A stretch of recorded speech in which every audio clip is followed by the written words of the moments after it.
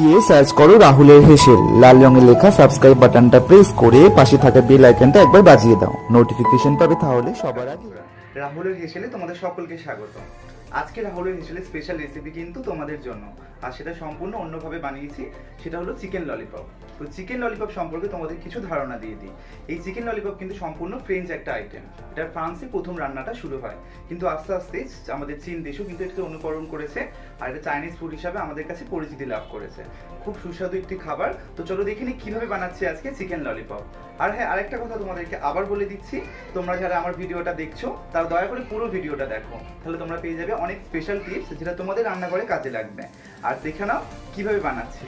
আর তোমরা যারা এখন বাড়িতে বসে রয়েছো, ভাবছো বাড়িতে বসে কিভাবে ইনকাম করবে, তো তোমরা আমার ডিসক্রিপশন বক্সে যে লিংক দেওয়া রয়েছে সেখান থেকে মিশো অ্যাপটা ডাউনলোড করো, আর কুপন কোডটা ইউজ করতে কিন্তু ভুলো না, আর বাড়িতে বসে রিসেলিং করো। তো চলো দেখে নিই আজকে কিভাবে বানাচ্ছি চিকেন ললিপপ। চিকেন ললিপপ তৈরি করার জন্য প্রধান উপাদান সেটা হচ্ছে ললিপপ। চিকেন উইংস অথবা লেগ পিস ছাড়া কিন্তু এই ললিপপ বানানো সম্ভব না। দেখো আমি চিকেনগুলোকে এইভাবে এখান থেকে ছুরি দিয়ে কেটে জাস্ট এইভাবে উল্টে নিয়েছি পিসগুলোকে। এইভাবে করলে তোমরা ললিপপ বানাতে পারবে। এছাড়া তোমরা চাইলে দোকানদারদের বলবে বানিয়ে দেওয়ার জন্য, দোকানদাররা কিন্তু তোমাদের ললিপপ বানিয়ে দেবে। দেখো এইভাবে আমি ললিপপগুলোকে বানিয়ে নিয়েছি, দেখে নাও খুব ইজি কিন্তু বানানো। আর ললিপপ বানাতে গেলে কিন্তু তোমাকে উইংস আর লেগ পিসই ইউজ করতে হবে। এছাড়া আমি বানানোর জন্য যা যা নিয়েছি সেগুলো হচ্ছে টমেটো সস নিয়েছি আমি ভিনিগার, সয়া সস, আমি নিয়েছি ময়দা আর কর্নফ্লাওয়ার। ময়দা আমি 1 কাপ নিয়েছি, তার সাথে হাফ কাপ কর্নফ্লাওয়ার। যতটা ময়দা নেবে তারা অর্ধেক নেবে কর্নফ্লাওয়ার। এছাড়াও তো আমি যেটা নিয়েছি একটা কাঁচা ডিম। যাদের ডিমে অ্যালার্জি তারা কিন্তু তোমরা ইউজ করতে পারো টক দই। আর যে মশলা হিসেবে আমরা যেগুলো নিয়েছি সেটা হচ্ছে কাশ্মীরি লঙ্কার গুঁড়ো, নুন, গোলমরিচের গুঁড়ো, আদা রসুনের পেস্ট আর রসুনের কুচি। তোমরা যারা ফুড কালার ইউজ করতে চাইছো তারা ফুড কালার ইউজ করতে পারো। আমি এখানে ফুড কালার ইউজ না করে আমি কাশ্মীরি লঙ্কা গুঁড়ো ইউজ করেছি, এতে তোমাদের রান্নার রং একই রকম থাকবে। তো চলো কীভাবে রান্নাটা বানাচ্ছি তোমাদের দেখিয়ে দিই। প্রধান উপাদান সেটা হচ্ছে চিকেনটা ম্যারিনেট করতে হবে। ম্যারিনেটের জন্য প্রথমেই যেটা করতে হবে, আমাকে ডিমটাকে ফাটিয়ে নিতে হবে। ডিমটা ফাটিয়ে দিলাম, আমি এইভাবে ফাটিয়ে এর মধ্যে দিয়ে দিলাম। চিকেনের পরিমাণ অনুযায়ী তোমরা ডিম এখানে ইউজ করবে। আমি এখানে একটা ডিম ইউজ করলাম, তাতে চিকেনটা খুব জুসি থাকবে তার জন্য। এরপর আমি এর মধ্যে অ্যাড করলাম পরিমাণ মতন নুন, অ্যাড করলাম হাফ টেবিল স্পুন মতন গোলমরিচের গুঁড়ো, 1 টেবিল স্পুন মতন আদা রসুনের পেস্ট, অ্যাড করলাম 1 টেবিল স্পুন মতন সয়া সস, অ্যাড করব ভিনিগারটাও আমি প্রায় 1 টেবিল স্পুন মতোই নিলাম। পুরো ব্যাপারটা আমি খুব ভালো করে ম্যারিনেট করে নেব। ম্যারিনেট করার পর আমি এটাকে কম করে 1 ঘন্টা ম্যারিনেশনের জন্য রেখে দেবো। হাতে সময় বেশি থাকলে তোমরা আরও বেশি সময় ম্যারিনেশনের জন্য রাখতে পারো। এখানে আমি এখন 1 ঘন্টায় ম্যারিনেট করে রাখবো। এইভাবে ভালো করে মাখিয়ে নিতে হবে রান্নাটা। খুব সুন্দর একটা রান্না, বাড়িতে তোমরা যখন তখন ট্রাই করতে পারো। চিকেন পকোড়া তোমরা সবসময় খেয়ে থাকো, কিন্তু এইটা যদি তোমরা বাড়িতে একবার ট্রাই করো, একটু অন্যরকম রেসিপি ট্রাই করা হবে। আর সবসময় তো দোকান থেকে কিনে খাওয়া আমাদের স্বাস্থ্যের পক্ষে ভালো নয়, তাই ঘরে থাকা উপাদান দিয়ে এগুলো আমরা তৈরি করব। আমার ম্যারিনেশন হয়ে গেছে, এটাকে আমি 1 ঘন্টা সাইডে রেখে দেবো ম্যারিনেট করতে। এরপর আমি যেটা নেব, এর মধ্যে যে ময়দার ব্যাটারটা আমি রেখেছিলাম সেটাকে আমি, দেখো আমি 1 কাপ ময়দা নিয়েছি, আমাদের প্রথমেই বললাম। ময়দার সাথে আমি এটা আমি অ্যারারুট বা কর্নফ্লাওয়ার তোমরা যেটা চাইছো নেবে, আমি এখানে কর্নফ্লাওয়ার নিয়েছি। আমি এর মধ্যে অ্যাড করে নিলাম এবারে কাশ্মীরি লঙ্কার গুঁড়োটা। কাশ্মীরি লঙ্কার গুঁড়ো কিন্তু এখানে রঙটা আনতে সাহায্য করবে, এটা তোমরা না দিলেও দিতে পারো। দিলাম সামান্য পরিমাণ মতো নুন। এবার এটাকে আমি ভালো করে মিক্স করে নিলাম। দিয়ে এবার এটাকে আমি প্লেন জল দিয়ে, রুম টেম্পারেচারে থাকা জল দিয়ে এটাকে আমি একদম ঘন করে গুলে নেবো ব্যাটারটা। আমি এখানে জল অ্যাড করছি।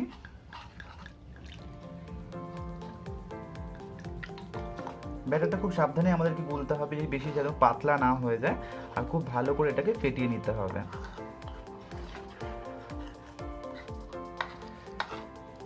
দেখো এইভাবে আমি এটাকে ভালো করে ফেটিয়ে নিচ্ছি। ফ্যাটানোটা খুব স্মুথ হতে হবে।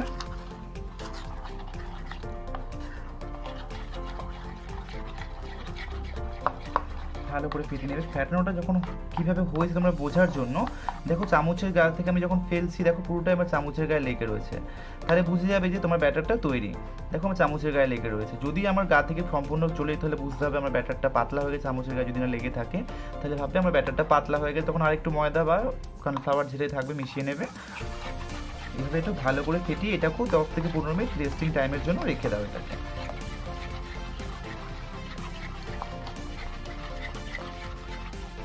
আমার ব্যাটারটা সম্পূর্ণ গোলা হয়ে গেছে, এবার আমি এর মধ্যে একে একে চিকেনগুলোকে চুবিয়ে ফ্রাই করে নেব।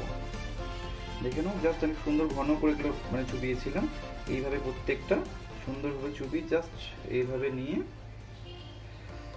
ভালো করে তেলে অল্প আছে ডিপ ফ্রাই করবো একে একে। 1 ঘন্টা ধরে ম্যারিনেট করেছি আমরা, তোমাদের হাতে সময় যেভাবে থাকবে সেই অনুযায়ী তোমরা ম্যারিনেট করো। কারণ আমি 1 ঘন্টা করেছি, তোমরা হাফ অ্যান আওয়ার করতে পারো, অথবা তোমাদের হাতে যদি কম সময় থাকে তোমরা 10 মিনিট 15 মিনিট যেভাবে তোমাদের সুবিধা করতে পারো, অথবা বেশি সময় ধরেও ম্যারিনেট করতে পারো। এইভাবে যতটা আমার কড়াইতে জায়গা থাকবে এক এক করে সব এগুলো দিয়ে দেবো।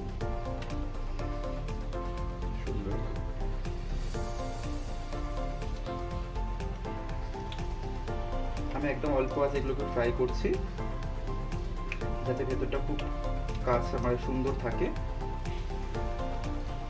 আর নরম হয়। হাই ফ্লেমে করলে কি হবে, আমার উপরটা পুড়ে যাবে আর ভেতরটা কাঁচা থেকে যাবে, তাতে রান্নার টেস্ট অনেকটাই কম হয়ে যাবে।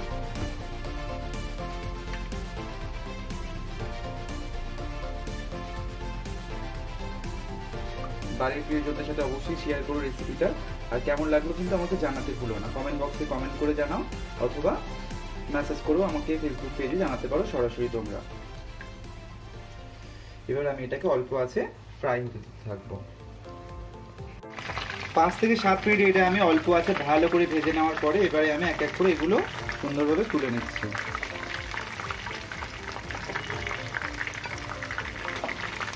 দোকানে তো সবসময় যাওয়া সম্ভব না, আর দোকানের খাবার খাওয়াটাও আমাদের পক্ষে সবসময় ভালো না, তাই ঘরে থাকা উপাদান দিয়ে যদি বানাতেই হয় তাহলে রাহুলের হেসেলই তোমাদের ভরসা। রাহুলের হেসেল দেখে তোমরা রেসিপিটা অবশ্যই ট্রাই করে ফেলো কিন্তু। জাস্ট ভেজে আমি তুলে নিচ্ছি, এরপর এটা আমি একটা গ্রেভি বানাবো। সেই গ্রেভিটা বানালে একদম দোকানের যে রেস্টুরেন্টে যে কালারটা থাকে রেড কালারের, আর যে জুসি ব্যাপারটা থাকে সেটাও এর মধ্যে ইনক্লুড হয়ে যাবে। তো ততক্ষণ দেখতে থাকো পুরো ভিডিওটা তোমরা। আমি চিকেনগুলো ফ্রাই করে তুলে নিয়ে এবার একে একে তেলের মধ্যে 1 চামচ রসুন কুচি অ্যাড করে দিলাম। হালকা করে একটু ভেজে নেব। আমি আবার বলছি, যারা ফুড কালার ইউজ করতে চাও তারা ফুড কালার ইউজ করবে। আমি এখানে কাশ্মীরি লঙ্কার গুঁড়ো ইউজ করছি। কাশ্মীরি লঙ্কার গুঁড়ো খুব হেলদি হয়, মানে অ্যাটলিস্ট ফুড কালারের থেকে অনেকটাই হেলদি। আমি এখানে কাশ্মীরি লঙ্কা গুঁড়োটা অ্যাড করে দিলাম 1 টেবিল স্পুন। এবার আমি এর মধ্যে দিয়ে দিচ্ছি টমেটো কেচাপ। আমি প্রায় 2 চামচের মতো টমেটো কেচাপ এর মধ্যে অ্যাড করে দিলাম। নর্মাল যে টমেটো কেচাপ সেটাই আমি অ্যাড করেছি। অ্যাড করলাম 1 টেবিল স্পুন মতো ডার্ক সয়া সস। এটাকে ভালো করে আমি নেড়ে নেবো। এবারে যখন দেখছি আমার গ্রেভিটা একটু বেশি ঘন ঘন হয়ে উঠেছে তখন আমি এর মধ্যে হালকা করে এই বাটি ধোয়া জল একটু এর মধ্যে অ্যাড করে দিলাম।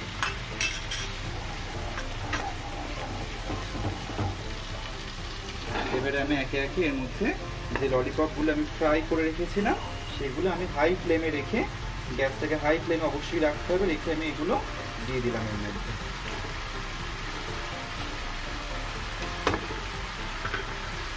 এগুলোকে আমি এগুলোকে নেড়ে নিতে হবে।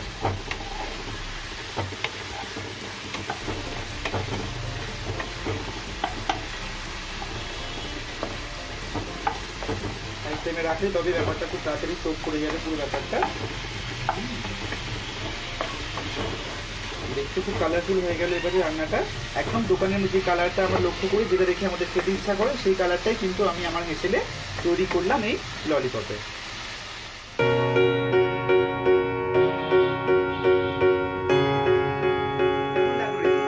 খুব সহজ না?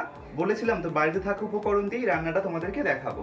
তো বাড়িতে থাকা উপকরণ দিয়ে অবশ্যই ট্রাই করো রেসিপিটা, আর ভালো লাগলে অবশ্যই বন্ধুদের সাথে কিন্তু শেয়ার করতে ভুলো না। আর হ্যাঁ, সাবস্ক্রাইব করে নাও অবশ্যই, আর পাশে থাকা বেল আইকনটা আগে বাজিয়ে দাও। রান্না আপলোড হলে নোটিফিকেশন পাবে কিন্তু সবার আগে। তো ততক্ষণ দেখতে থাকো রাহুলের হেসেল, ততক্ষণ সঙ্গে থাকো, ভালো থাকো আর ভালো খাও।